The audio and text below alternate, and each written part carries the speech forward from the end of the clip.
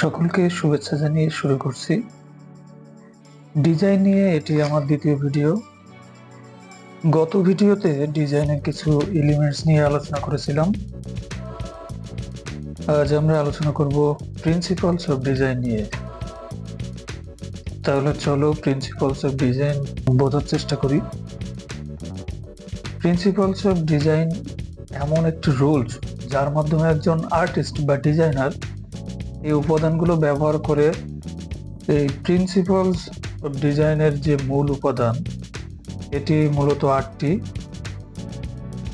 এই আটটি উপাদান হলো repetition, alternation, gradation, harmony, balance, dominance, unity এবং কন্ট্রাস্ট। তাহলে ফার্স্টে আসি রিপিটেশন। রিপিটেশন অর্থ পুনরাবৃত্তি। কোনো আর্টওয়ার্ক বা ডিজাইনে ব্যবহৃত যে ডিজাইন এলিমেন্টসগুলো পুনরাবৃত্তি ঘটে, সেগুলো হচ্ছে রিপিটেশন। এবার আসি অল্টারনেশন। অল্টারনেশন অর্থ বিপরীত বা অদল বদল। ডিজাইনে যখন কোনো একটি ফর্ম এর বিপরীতে অন্য একটি ফর্ম উপস্থাপন করা হয়, সেটি হয় অল্টারনেশন। স্ক্রিনে যে ছবিগুলো আমি দেখাচ্ছি সেগুলোর সাথে মিলিয়ে দেখলেই খুব সহজভাবে বুঝতে পারবে। 3 নম্বর পয়েন্টে আসি, গ্রেডেশন। ডিজাইনে ব্যবহৃত বিভিন্ন রকম শেপ, এই শেপগুলোর ছোট থেকে বড় বা বড় থেকে ছোট ক্রমানুসারে সাজানোই হচ্ছে গ্রেডেশন। এবার 4 নম্বর পয়েন্টে আসি, হারমোনি। হারমোনি অর্থ ছন্দ। ডিজাইনে ব্যবহৃত এলিমেন্টসগুলো সাজানোর ক্ষেত্রে অবশ্যই বিভিন্ন ছন্দ থাকা প্রয়োজন। এই এলিমেন্টসগুলো বিভিন্ন রকম হতে পারে, তবে ডিজাইনের ক্ষেত্রে ছন্দ মিল থাকতে হবে। 5 নম্বর পয়েন্টে আসি, ব্যালেন্স। ব্যালেন্স হলো line, colour, shape, value, texture, form বা স্পেসের একটি দৃষ্টি নির্ভর সমতার অনুভূতি।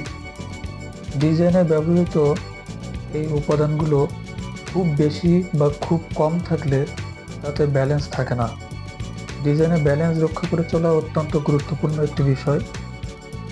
স্ক্রিনে এই ব্যালেন্স নিয়ে কিছু ছবি আমি উপস্থাপন করেছি। এবার আসি ডোমিনেন্স।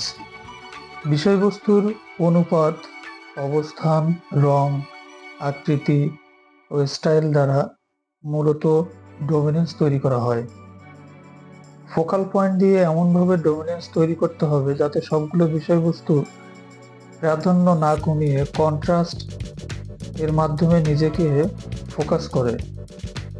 স্ক্রিনে যে ছবিটা আমরা দেখতে পাচ্ছি, এখানে একই ক্যাটাগরির কিছু এলিমেন্ট আছে এবং কালারগুলো প্রায় সেম, কিন্তু একটি রেড কালারের জন্য ফোকাস পয়েন্টটা ওই রেডের দিকে চলে যাচ্ছে, অর্থাৎ রেড কালারটা অন্য কালারগুলোকে ডোমিনেট করছে।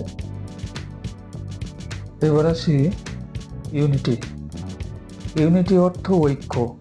গ্রাফিক ডিজাইনের ক্ষেত্রে ডিজাইনে ব্যবহৃত সকল উপাদানগুলোর মধ্যে একটা ঐক্য থাকা অত্যন্ত গুরুত্বপূর্ণ একটি বিষয়।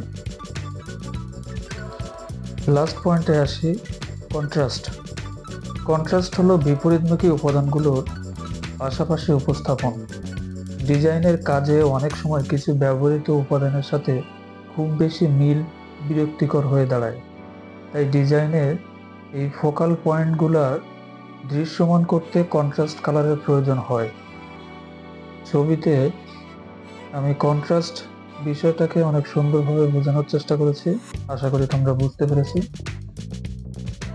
তাহলে আজ আলোচনা করলাম প্রিন্সিপালস অফ ডিজাইন নিয়ে। আমার পরের ভিডিওতে বেসিক ডিজাইনটা আমরা কিভাবে করব সেটা নিয়ে আলোচনা করব এবং আমি একটা ডিজাইন করেও দেখাবো। তাহলে আজকে এই পর্যন্তই। নেক্সট যে ডিজাইন রিলেটেড ভিডিওটি আমার আসবে সেটা দেখার আমন্ত্রণ জানিয়ে শেষ করছি। ধন্যবাদ সবাইকে।